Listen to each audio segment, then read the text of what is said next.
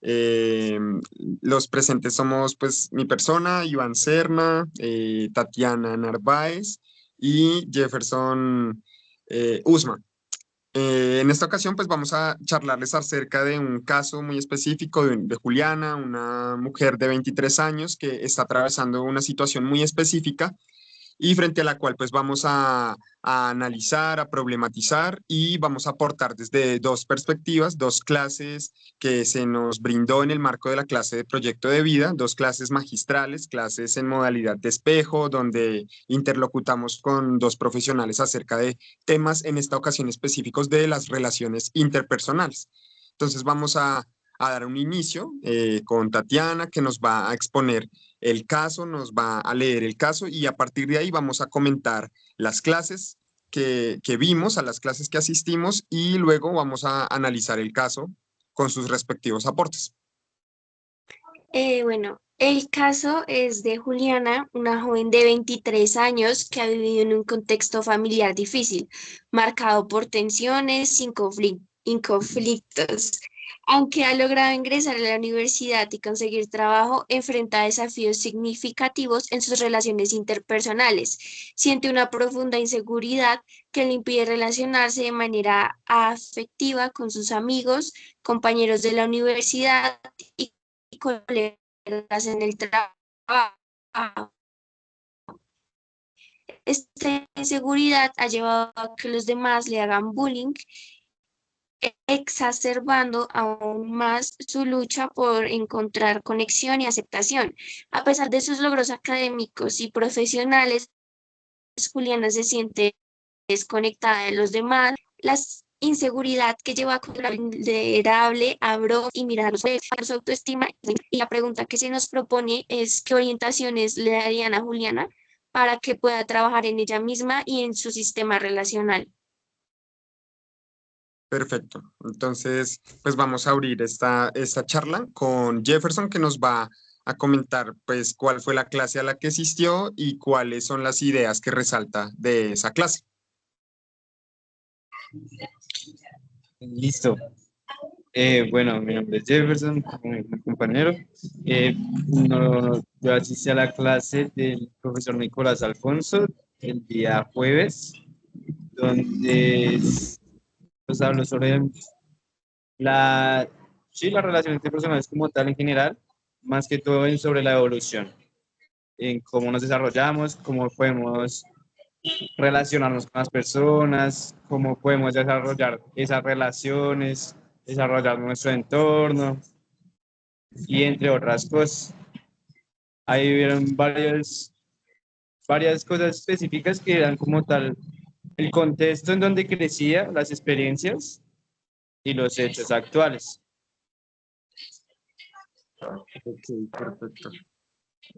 Listo. Entonces ahí tenemos pues creo que tres categorías importantes que después vamos a retomar y es la influencia del contexto, la familia y las circunstancias actuales en cómo se llevan las relaciones interpersonales, ¿no? Entonces creo que pues gracias por ese apoyo.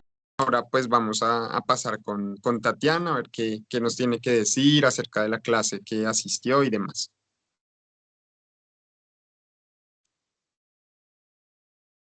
Eh, ¿Listo? Hola Tatiana, ¿estás presente?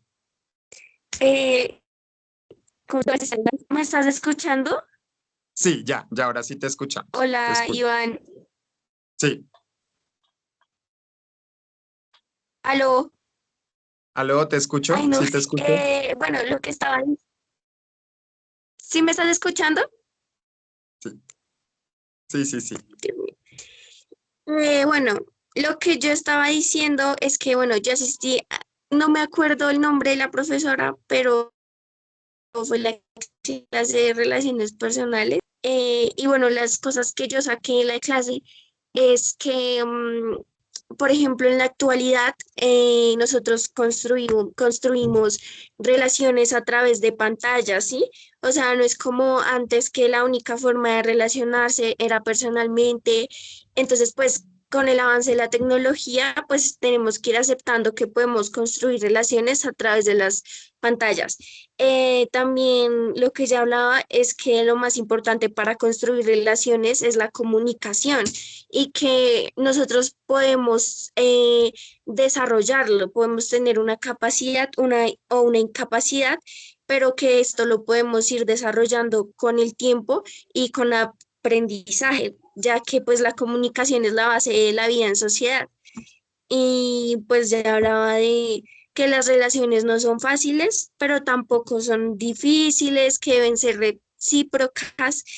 Lo que tú decías del contexto social y cultural y los tipos de relaciones que existen. Y ya, bueno, el manejo de las emociones en las relaciones y el poner límites.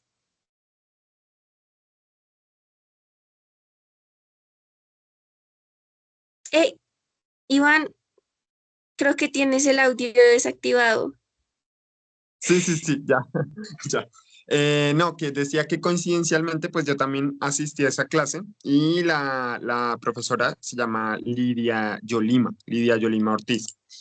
Y pues nada, complementando a lo que dices, Tatiana, sí, la clase recuerdo que se llamaba o que planteaba una pregunta que me parece importante para ir pasando luego a nuestra segunda intervención, y es que se pregunta sobre ¿mejoró, empeoró o se quedó igual? ¿Te acuerdas que llevaba como subtítulo eso? Y justamente el enfoque de la conferencia le plantea a uno preguntarse, pues, cómo van las relaciones. Es decir, como que a veces nos relacionamos de manera automática con las personas, ¿sí? Con nuestro entorno familiar, y a veces tenemos un montón de taras para relacionarnos, dificultades, y no nos preguntamos por qué, ¿sí? ¿Por qué se generan de esa manera? Y a veces pensamos que los vínculos tienen que ser sufridos, ¿no? La manera de relacionarnos a veces se normaliza como si fuera compleja.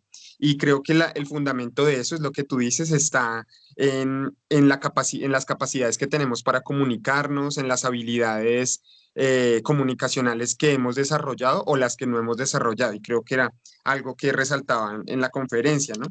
Hay muchos tipos de relaciones, ¿no? Hay relaciones circunstanciales que son efímeras, como por ejemplo cuando uno habla de esos amores de verano, que son muy intensos, pero que nunca vuelven, ¿sí? Así pues también hay muchos tipos de vínculos circunstanciales.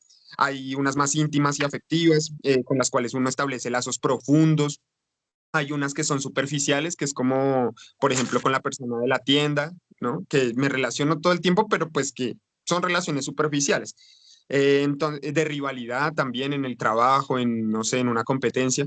Y digamos que la conferencia nos preguntaba o nos cuestionaba cómo están de 1 a 5 estas relaciones, ¿no? Entonces uno empezaba a decir, oiga, yo como que estoy en un 1 en todas. Y a partir de ahí, pues empezaba uno como a preguntarse por las posibles causas. Entonces ahí llegaba las faltas de habilidades sociales, la ansiedad social, la falta de asertividad en la comunicación, los problemas de autoestima, que eran los que nos hablaba también Jefferson, cómo tiene que ver también la comunicación recíproca. Entonces, bueno, creo que para mí uno de los puntos fundamentales que más me dejó como moviéndome la cabeza un poco es cómo está esa relación conmigo mismo. Sí, o sea, después de cómo están las relaciones con las personas, es cómo está la relación conmigo mismo, cómo me estoy validando, cómo me estoy comunicando conmigo mismo y con los demás. Entonces, bueno, creo que este sería el aporte y la primer parte pues digamos, de los profesores de los cuales nos nutrimos para analizar el caso entonces en cuestión. Entonces, bueno, ¿qué les parece si abrimos pensándonos qué cosas de la charla, de cada charla, pues empezando por Jefferson o por quien quiera hablar, podrían aportarle al caso de Juliana?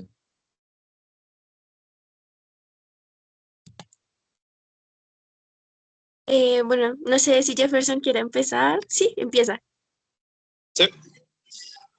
Bueno, como ya habíamos hablado, lo de la comunicación pues es bastante primordial, ¿cierto? Pues comparando la situación de Juliana, sí es, Ajá,